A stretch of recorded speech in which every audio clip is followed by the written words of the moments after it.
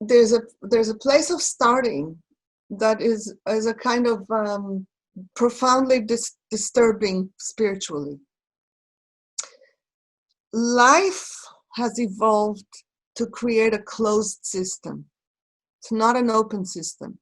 A closed system means that, with the exception of the sun, which gets, which activates plants, with the exception of that energy, everything else is in a loop of everything that lives eats and is then eaten, which is an insight that I got from a woman called Leah Keith.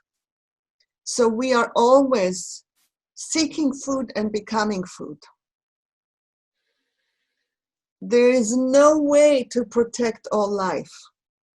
No way, because to protect all life is to eliminate life. If your body wasn't constantly killing certain organisms within you, you would die. So that is the law of life.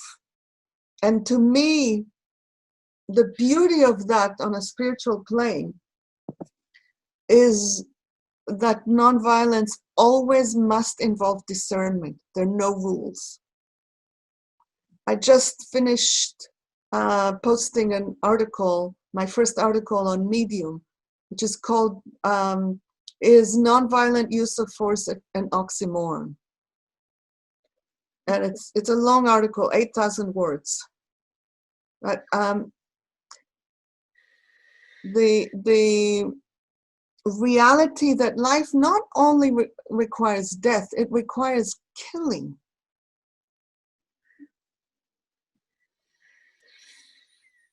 In order to eat, something has to be killed. And pretending like eating plants isn't killing is an easy way out. We are constantly killing life to preserve life. So that's the background. It's one piece of it that I want to rest in. And a lot of this I came to understand when I was dealing with cancer, and I was struggling to make the decision to embrace chemotherapy because I didn't want to go to war against my own body. Because I saw the cancer cells as part of my body that was going through crazy multiplication, but still a part of my body. And I came to realize that it was not a sustainable life form. There was no way for my cancer cells to have a life. They were going to have a short life no matter what. The only difference is, was I going to die with them, or were they going to die and I was going to stay alive? That was part of what made it possible for me to choose this, to recognize that killing is sometimes essential. So how does that just seems scary to me when we think about people in privilege like myself, how Totally. if we think something has to die and we're not thinking about the people in the global majority that, and so I just don't understand how people in privileged positions can go forward with that line of thought when we already sort of take other people as expendable. Okay. What you just did is you swung the pendulum all the way to the other end. Uh-huh.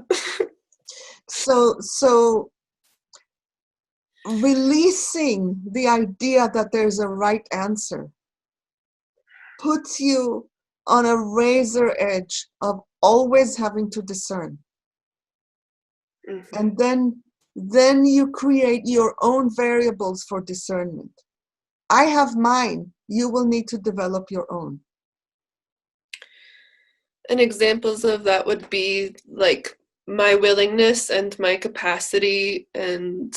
Okay, so I'm not going to remember all of it by heart, but in that article about use of force, I remember some of the variables that I derived is if I'm going to use force within a paradigm of nonviolence, I want to use the least amount of force possible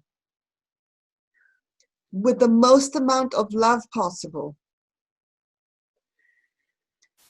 with the most choice possible, and with the most support possible to make the discernment. That in itself, it's a little more nuanced than this, but that in itself creates a practice of discernment. It's not a facile, easy decision. It's like, oh, I don't like them, so I'm going to kill them, Mm-hmm. And there's one more sentence that you didn't say now, and for me it's really important because and to mourn that I have and to mourn that I don't have any other way that I see to protect what I care about. If the mourning is not part of it, then I get encrusted. Then I become part of the problem. The mourning is like is forcing me. It's an anti-privilege thing, because privilege blinds you to the impact of your actions. That is what it does. It blinds you to the impact of your actions. I'm looping back to pieces in the earlier question that I didn't address then. And so mourning the impact and mourning that you don't know what else to do. I mean, just start with more. Do you have a smartphone, Claudia? Mm-hmm. Are you mourning every day the women in the Congo that are being killed for you to be able to have it? Mm-hmm. That's a place.